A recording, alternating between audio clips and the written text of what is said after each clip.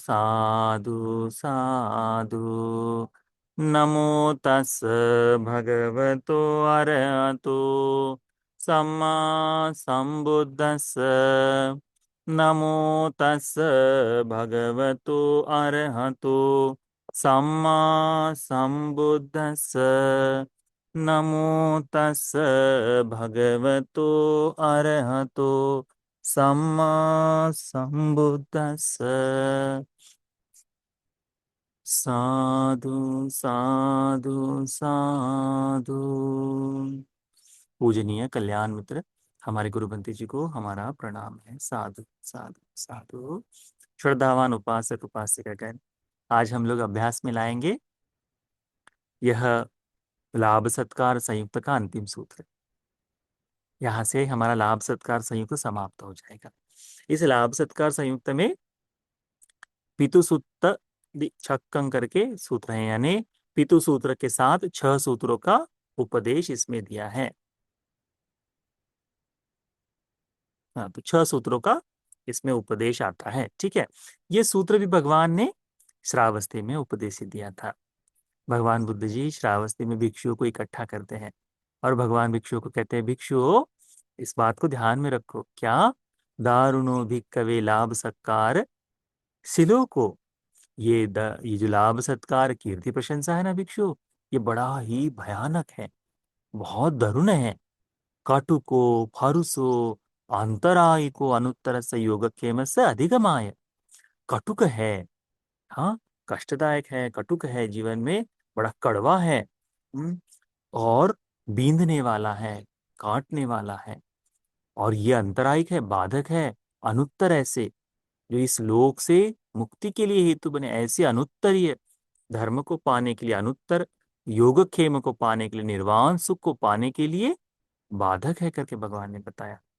भगवान कहते हैं, इदाहं भिक्खवे एकच्चं पुग्गलं एवं चेतसा चेतो परिच्च पटिजानामि।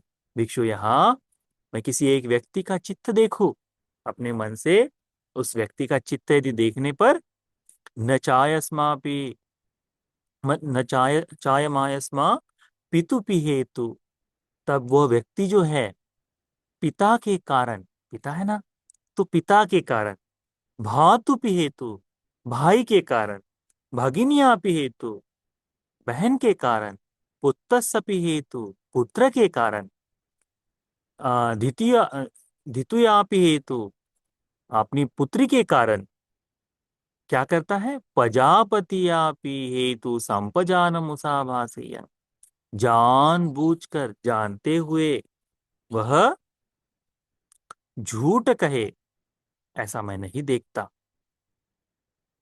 झूठ कहे ये भाव मैं नहीं देखता करके, और अपनी पत्नी के कारण भी। तो कौन कौन से लोग आ गए उसमें?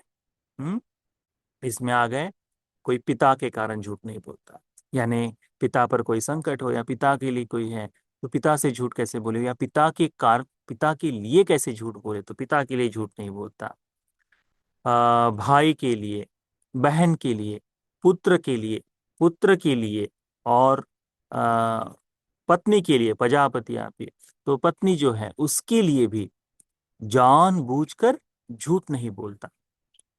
यानी हम देखते हैं ना, अभी वर्तमान में तो हमारा संपूर्ण जीवन झूठ के आधार पर है, परंतु लाभ सत्कार संयुक्त में भगवान इससे भी भयानक बात बताते हैं कि जो अपने पिता के लिए झूठ न बोले, पत्नी के लिए झूठ न बोले, पुत्र के लिए झूठ न बोले, पुत्री के लिए झूठ न बोले, भाई के लिए झूठ न बोले, बहन के लिए झूठ न बोले, ये झूठ न बोलने वाला आदमी, ये किसी भी कारण से झूठ न कहने वाला आदमी, संपजान मुसाभासयति, जो जानबूझकर झूठ न कहने वाला आदमी जो है, उस ऐसा व्यक्ति तमेन पश्यामि अपरेण समयेन लाभ सत्कार सिलोकेन अभिभूतं परियादिन चित्तं संपजान मुसाभासंतं।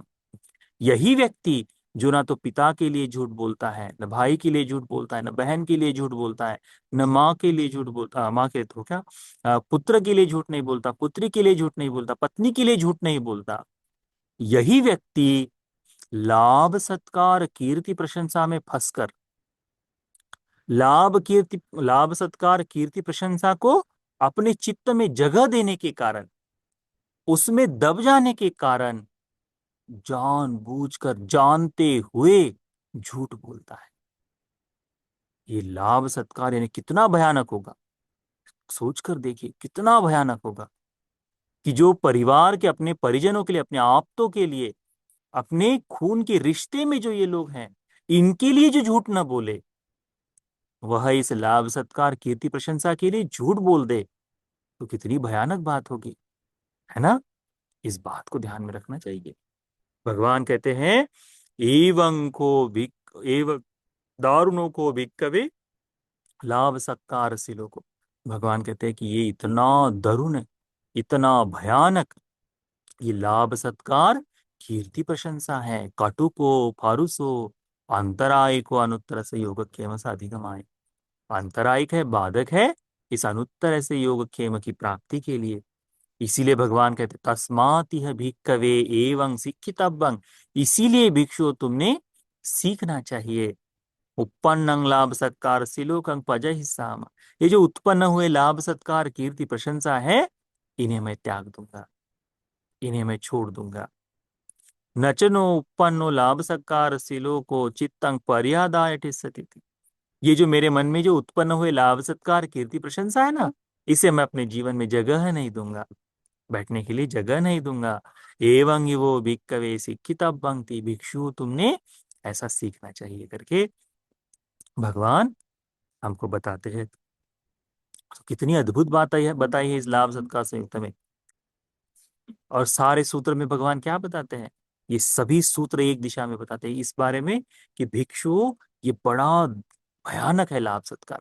जो व्यक्ति इसके झांसे में फंस गया, उसको बाहर निकलना लगभग लगभग असंभव है। ये उस तरह से जैसे कोई न, आ, पानी में भौरे बनते हैं ना, कोई उसमें गिर जाए तो नीचे खींचा चला जाता है, उसे बाहर निकलना बड़ा मुश्किल हो जाता है ना, वैसे ही है। तेज बहाव में बहने वाली कोई वस्तु सीधा जाकर फेंक दी जाती है, वहां निरंतर कंट्रोल नहीं किया जा सकता। वैसा ही है ये लाभ सत्कार कीर्ति प्रशंसा, इतना भयानक है।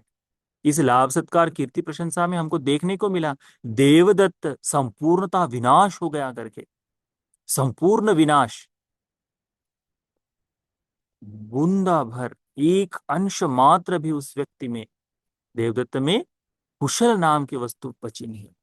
इस कारण से लाभ सत्कार कीर्ति प्रशंसा में, तो ये जो लाभ सत्कार कीर्ति प्रशंसा है ना, ये हमारे कुशल को दीमक की तरह चट कर जाता है। दीमक पता है ना आपको, हाँ, लकड़ी को अंदर अंदर से खाती है। बाहर से लकड़ी बिल्कुल साफ दिखती है, तुमको बाहर से दिखते हुए आदमी बड़ा सुंदर दिखाई देगा, अरे कितना धर्मवान है, हाँ, कितना अच्छा व्यक्ति है, कितना सुंदर धर्म की देशना करता है, ये सब दिखाई देगा।